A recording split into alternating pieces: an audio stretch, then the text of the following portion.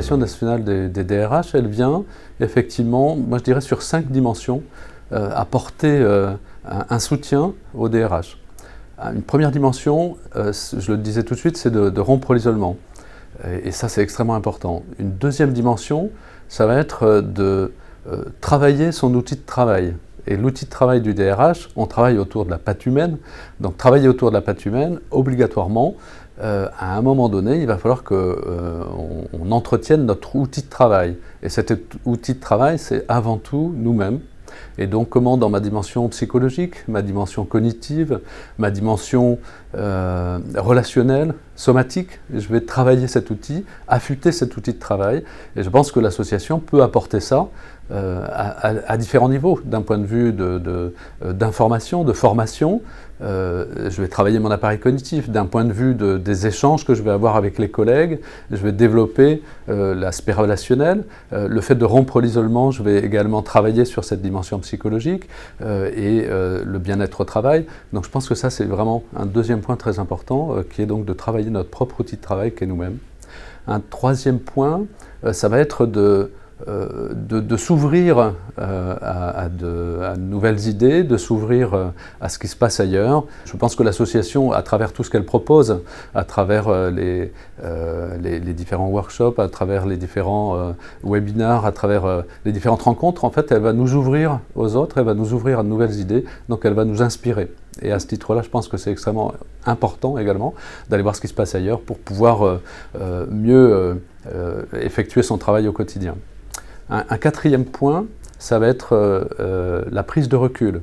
C'est-à-dire que j'ai une pratique professionnelle, en général, quand on en parle, alors peut-être que c'est très franco-français, mais quand on en parle, cette pratique professionnelle, elle nous happe, on passe beaucoup de temps au travail, et bien souvent notre outil de travail ou la gestion de notre propre travail, en fait, va nous prendre énormément de temps et nous empêcher de relever la tête.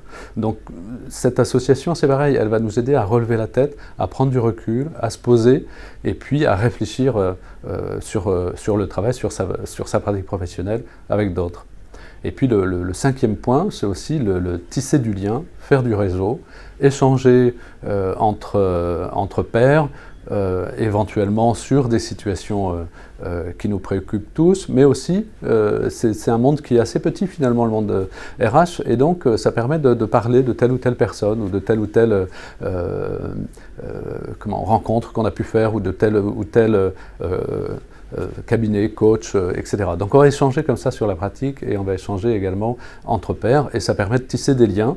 Et comme dans toute association, il y a des relations humaines qui se mettent en place et donc ce lien est extrêmement important aussi.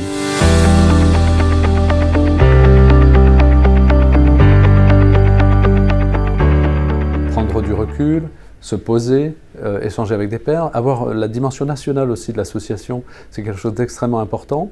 Ça permet de voir que les préoccupations qu'on peut avoir sur Paris ou ailleurs, eh ben, elles sont partagées ici à Nantes, elles sont partagées à Toulouse, elles sont partagées à différents endroits. Et donc, la dimension également nationale va permettre également de faire intervenir un certain nombre de personnes qu'on ne pourrait pas faire intervenir dans notre entreprise ou dans notre simple groupe de travail de la NDRH. Ça va permettre d'élargir et d'avoir des intervenants plus pointus et en nombre plus important sur un moment assez concentré.